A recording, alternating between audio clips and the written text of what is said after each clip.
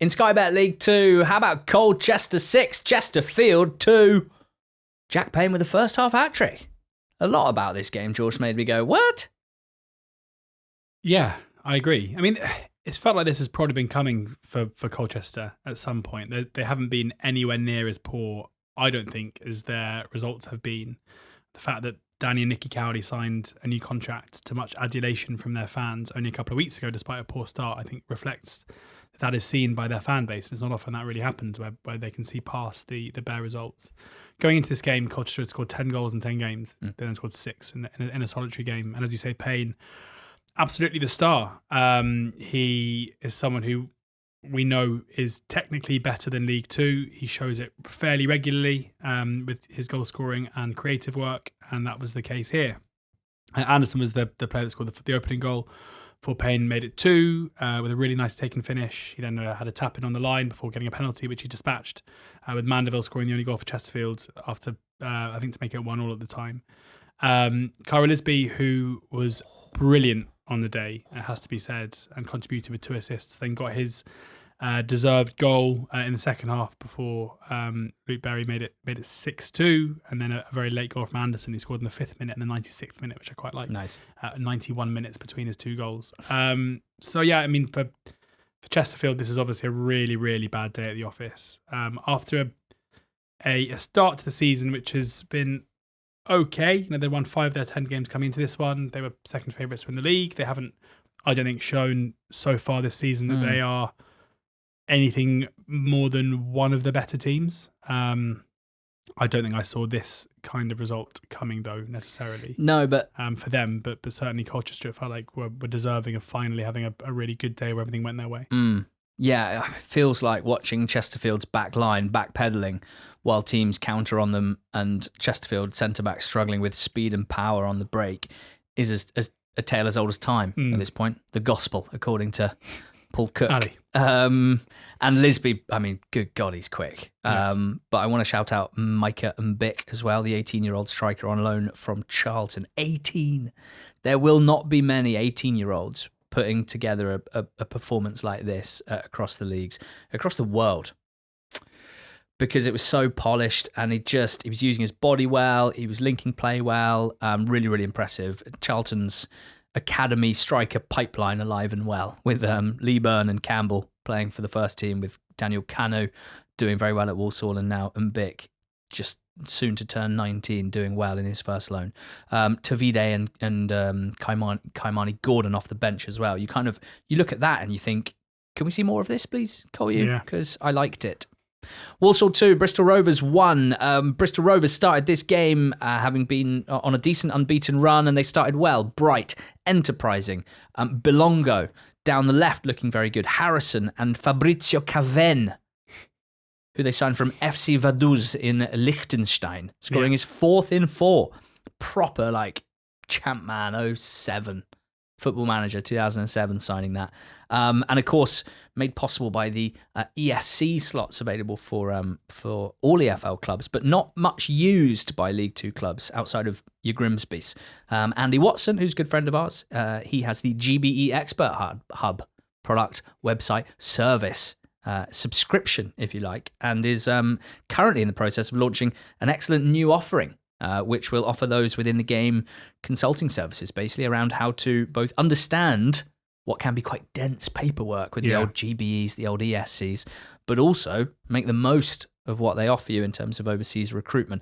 Bristol Rovers have done that with Fabrizio Caven, and it looks like he might score in every game from now to the end of the season. But they lost, and I just think this might have been one of those windy ones. First half wind, second half wind, game of 2 halves, game of 2 wins. Game of strong wind and 2 halves. Because Walsall did a Walsall.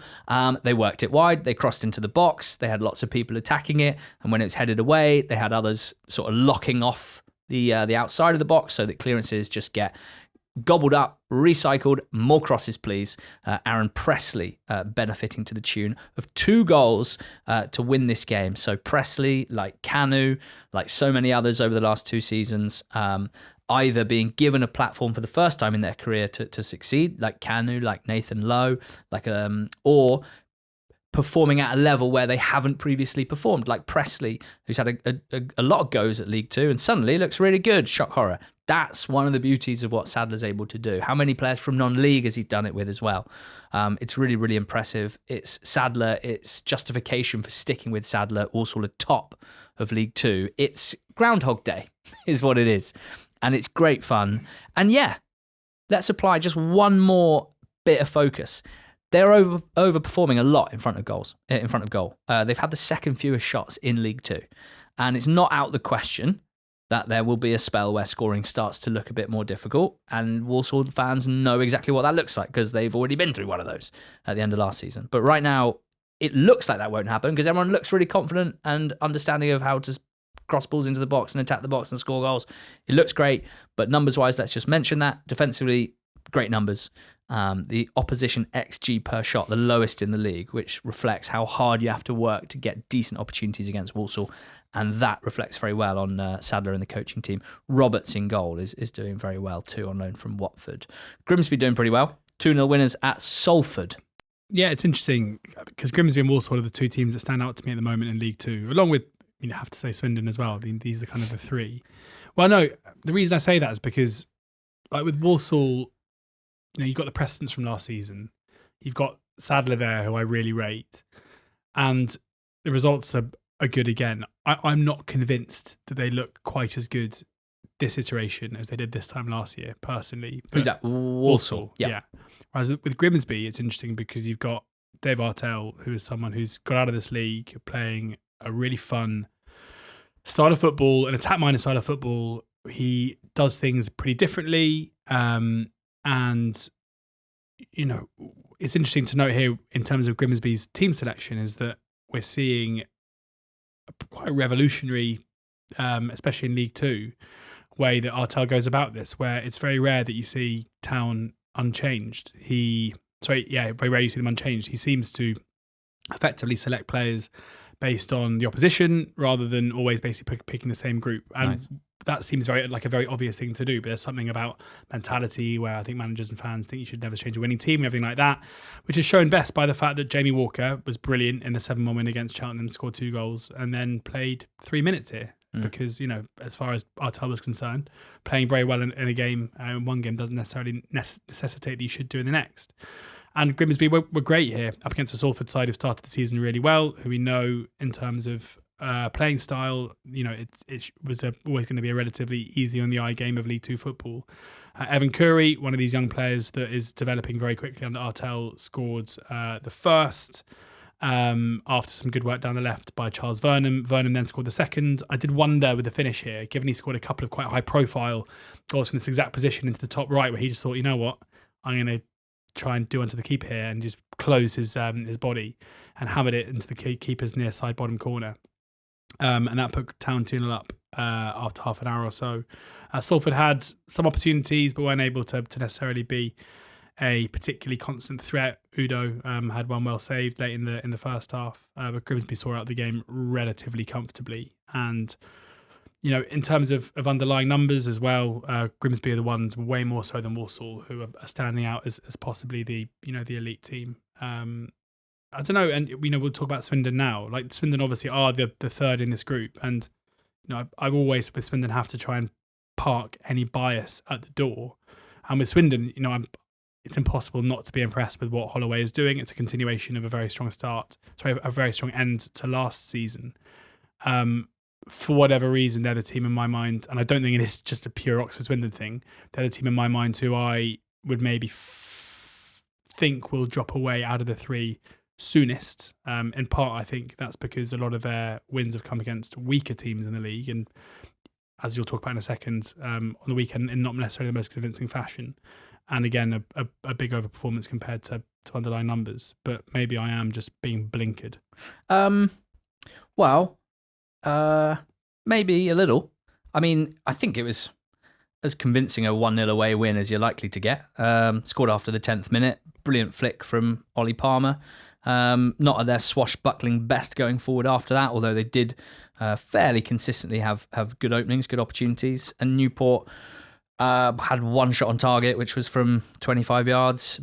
Only had 3 shots inside Swindon's box. I think they saw out pretty well. This is a Swindon side who in 2025 have won 18 of their 33 League Two games, have picked up the most points in League Two by miles, right? I mean, next best is Chesterfield and Walsall and Notts.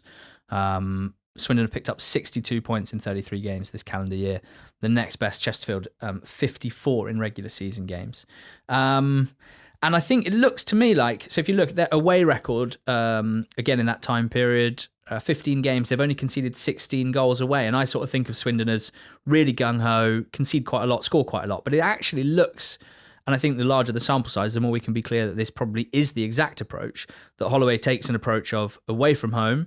Let's not be too gung-ho. Let's not be stupid. Let's try and keep the opposition at bay. And we know we have attacking quality and we can nick the odd game. They don't score as many away, but they concede way fewer than they do at home, where he just goes, let's put on a show for the fans.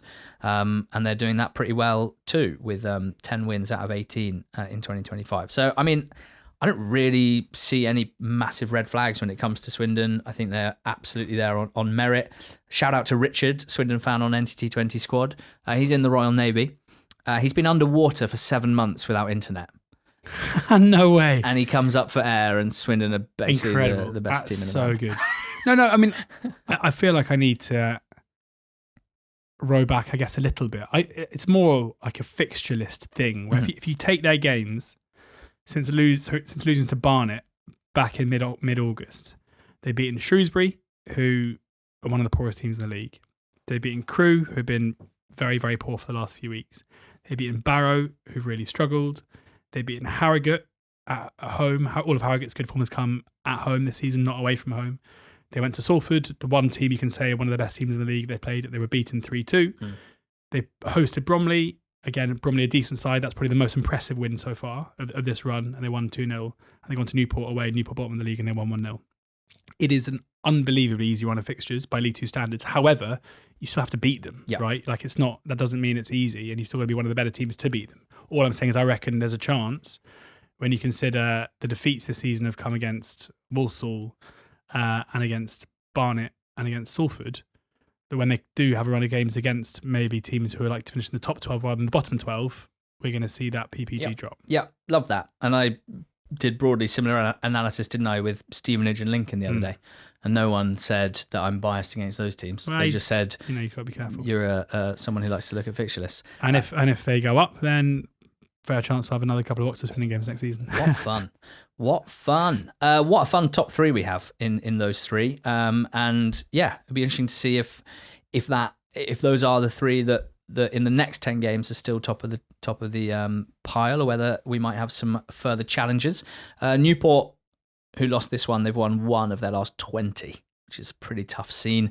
They don't really get absolutely hammered, Newport, but they equally lose games like deservedly, mostly as well. They're a classic lose by 1 goal, and everyone's like, yeah, that's about right. So, you know, I have some sympathy, because they clearly have one of the lowest budgets in the league, and they have to take a creative approach to recruitment, if you like. But have they gone a bit too far on that front? I don't know. I just think from a tactical point of view, player quality point of view, maybe like a sort of personality point of view in terms of the team, just not quite there. And that was under Nelson Jardim, and now it's under David Hughes. And I think that it's getting pretty toxic by the looks of things. Cheltenham beat Fleetwood 2-0. The first game back in charge for Steve Cotterill. Well, we were.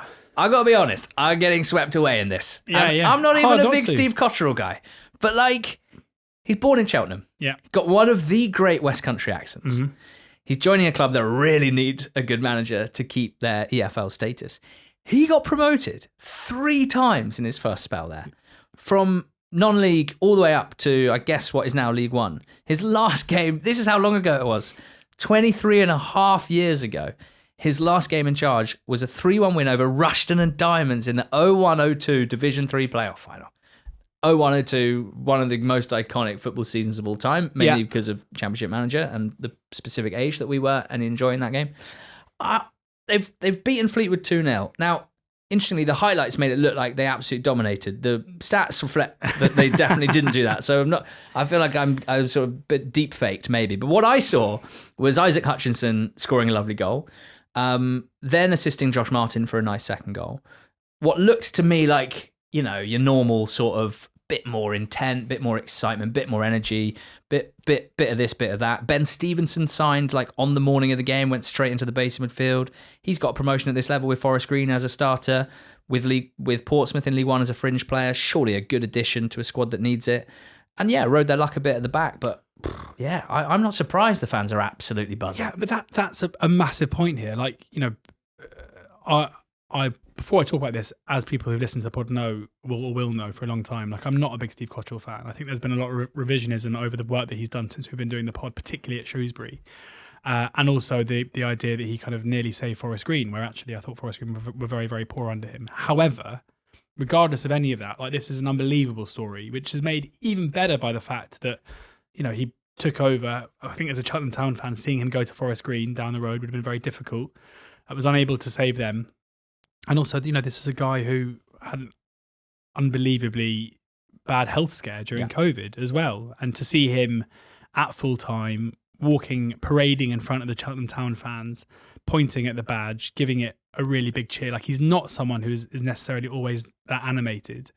And I hate this idea in football that like you should never go back, because I think you saw on Saturday after the game what going back can do to a club that really needs a hero. Like Cheltenham Town need someone who they can basically look at as the Messiah who's come along to save them. And the fact that it's the guy who took them to the EFL in the first place, who has come back to try and save them from going out of it, is mega. And it's not a huge surprise to me that if they do improve because of it, regardless of my perceptions of his suitability to management in the modern game. So probably a very shrewd appointment. It'll be interesting to see how they get on. As you say, there are probably some red flags in the performance itself. I think Mike Flynn watching it at home probably would have been like, I'd have loved Isaac Hutchinson to pen one in from 25 yards at some point when I was there. But only red flag I saw, mate, was flying in the stands and the banner that said "Return of the King." Yeah. King Cotterill.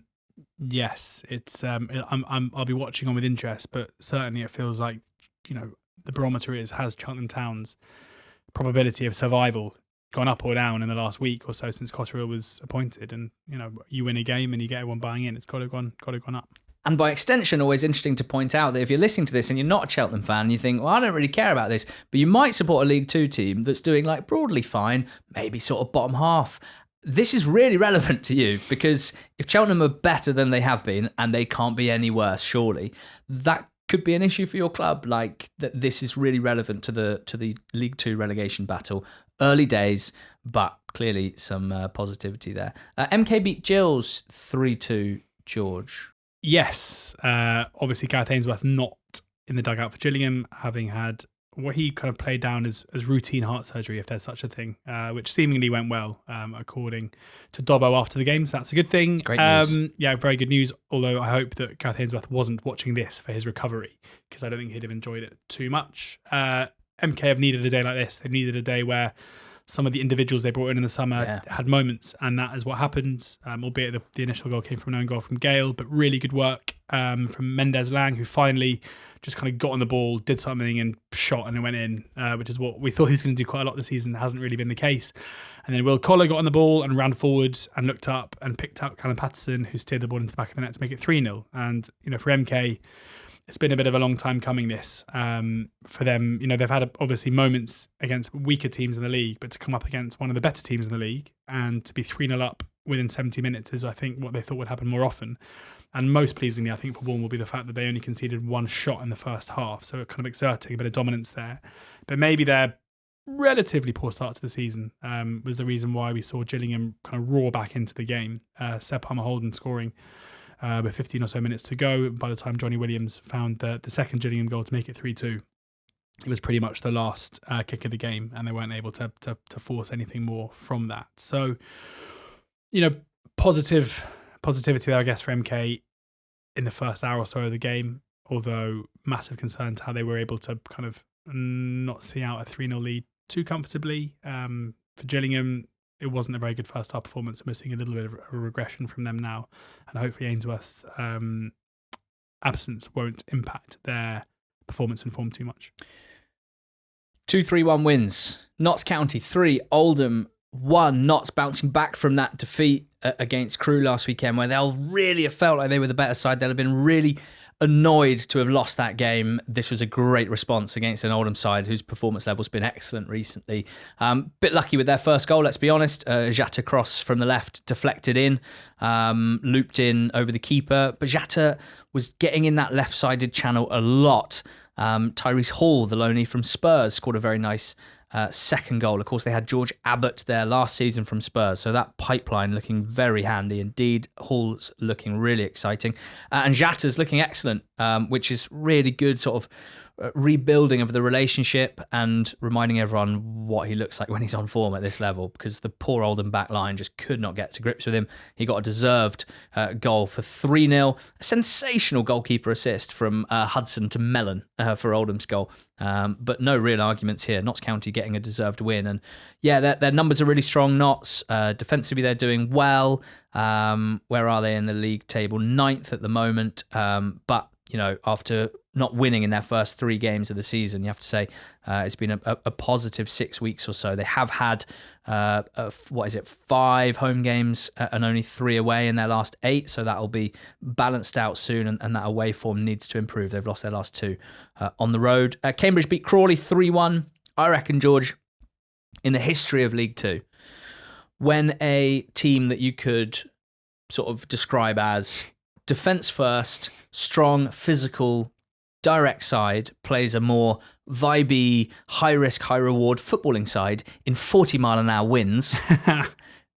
The first side has a 100% win rate, I reckon. Yeah. Cambridge 3, Crawley 1. Some very unserious set piece defending from Crawley for the first goal. But who has a nose for finding valuable stuff in amongst sort of muddy penalty boxes? The Truffle Pig. Truffleman. Shane Lavery, 1-0. 2-0 was another set piece, half cleared and smashed home with interest by Peli Ruddock Mpanzu. And Kouassi finished off a nice move for 3-0. So solid win for Cambridge. They're chugging along pretty nicely, I think. 5 wins from 11, responding fairly well to the drop from League One, which a lot of teams struggle with, conceding less than a goal a game. That they feel like that League Two team, right? Wimbledon are the ones that get sort of held up as that League Two team where you just don't concede many goals. And even if you're not amazing going forward, you generally land in the playoff places. At the moment, Cambridge are looking a bit like that. And Crawley, I mean, they've just got this in them, don't they? And they have to be a more consistent winning football team if they want to move up the table. Barnet, they're moving up the table. 2-0 against Aki. Do you remember in our pre-season 1-24s, you said, I'm really looking forward to seeing Callum Stead. And I said, I'm really looking forward to seeing Ryan Glover. The Gloveman. It's only taken until October the 4th. Steady now. No. That's good. Barnet continuing a much better run of form with a 2-0 win here. Albeit, again, like I feel like Accrington are a team who basically in every game seem to have a lot of shots and a lot of chances. Yeah. And I guess that was reflected in a couple of good results recently, but they weren't able to convert any of those. Slicker had a decent game and goal for Barnet. Stead had a decent chance that he missed before scoring to make it 1-0. Glover converting after the ball fell to him from a set piece. Barnet now showing, I think after a few teething issues early on in the season, after their promotion, getting to grips with this level, individual players. Maybe it's not a surprise that, you know, a couple of the guys who were key players in the National League have taken a while to bed in here. Remember Michael Cheek last year at Bromley? His goal scoring really took off in the second half of the season, so maybe we'll see these guys follow a similar suit. But Barnet definitely catching the eye at the moment for their performances. 3rd in the 8-game form table, Barnet. Good stuff from them. Bromley 3, Tranmere 3. All the sort of stuff that you expect to see, right? Bromley scoring from a set piece, Cameron heading home. Tranmere centre-back Nathan Smith scoring a bicycle kick. Like all the normals. Wait, what? Nathan Smith? Yeah. Scoring a bicycle kick? Yeah. Wow. Genuinely magnificent. It took my breath away when I saw it. I couldn't believe what I'd seen. Do you know? Because I watched the extended highlights for this. Hold on. Not the whole game. Just, you know, it's important to be clear. Working hard. Andy Woodburn. Yeah. Sent off. Yeah. In what was a great moment because he has to walk. The tunnel's the other side, so he has to walk across the pitch and just decided because he'd already been sent off, he was going to really give the ref some, which was amazing. Was that him complaining about the goal?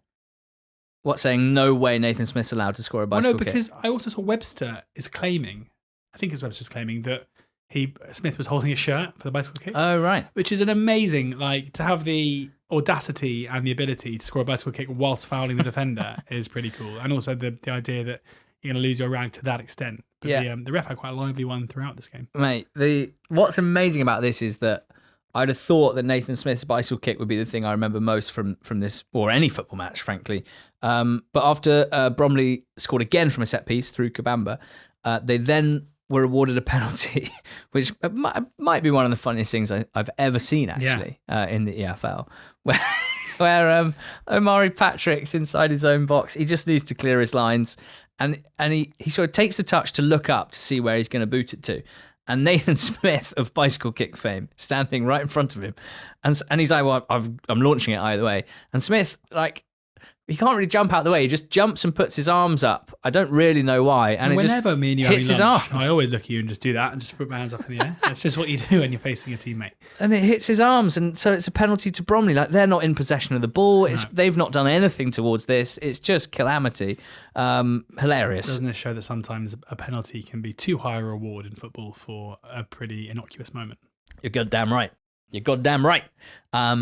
Penalty scored by Michael Cheek, obviously. And you know what? Fair play, Tranmere, because pretty ridiculous scenario. 3-1 down at Bromley, and they came flying back. Patrick for 3-2. Norman at the back post for 3-3. They could have won it as well, because Byron Webster taking a red rather than giving Joe Ironside a one-on-one. 3-3 the final score in a lively encounter. And to finish off, some balance. Barrow 0, Shrewsbury 0 was a match that happened in the wind.